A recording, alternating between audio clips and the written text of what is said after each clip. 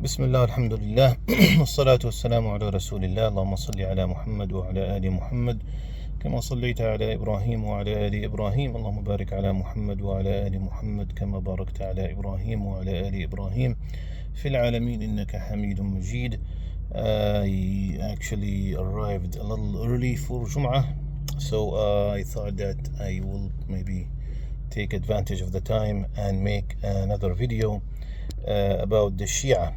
Now, some good questions were posted in the chat, and I want to answer these questions about can we eat Shia food? Can we marry from them?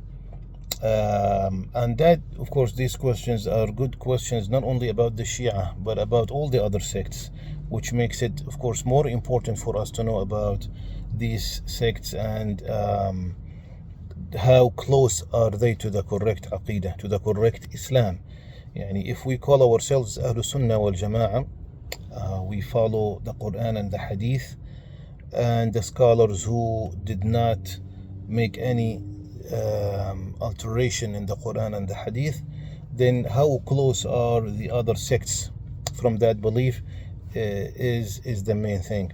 Now, we were talking about the first group of Shia, and those are the majority, the 12 imams, or the Ithna Ashari, who believed in the 12 imams.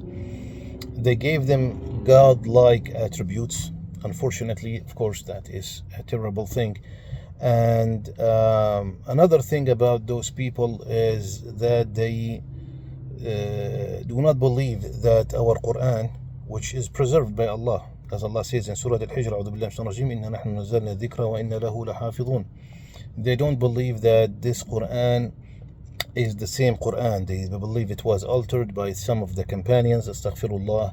Something was added, some stuff were removed, according to them, of course. And we believe as Ahlul Sunnah wal Jama'ah that the Quran is protected, will always be protected by Allah subhanahu wa ta'ala. Nobody, as Allah says, لا يأتيه الباطل من بين يديه ولا من خلفه تنزيل من حكيم حميد. The Quran cannot be approached by the batil from in the future or in the past. So that's another reason to think that those people are not Muslims anymore. So first of all, they believe in the 12 imams. Number two, they do not believe the Quran is preserved. Number three is that they believe in Zawaj Al-Mut'a. Zawaj Al-Mut'a is to marry for enjoyment only. Of course, now this is undisputable haram. Of course, Zawaj Al-Mut'a means when a man and a woman decide to marry without witnesses, in secret, without a guardian, without anybody knowing about it, for a short amount of time. For example, the man will say to the woman, I want to marry you for 1 day or 2 days or 1 week, and this is a secret marriage, which is only for enjoyment, for the intimacy only. And after the time is done, the time expires, the divorce happens automatically. Of course, this type of marriage is zina.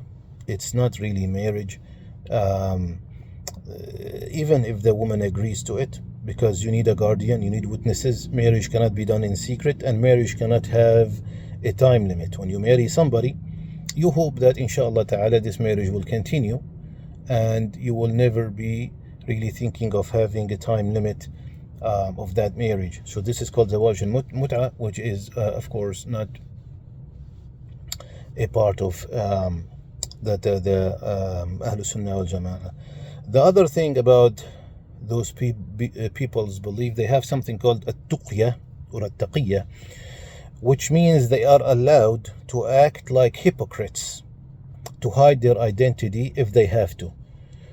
That is a part of their deen, basically. So if one of those people, the Shia of the Ithna Ashari, the 12 Imam Shia, he was, let's say, living in a Muslim community of Sunnis, it is allowed for him to hide his actual beliefs and to pretend that he is Sunni until the time is right, which means they have the power, and then he can announce his true identity. This is hypocrisy, of course.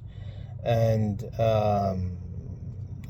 again, all these reasons tell us that those people are no longer Muslim. But like I said, Shia have 6 sects, or sub-sects if you want to call them.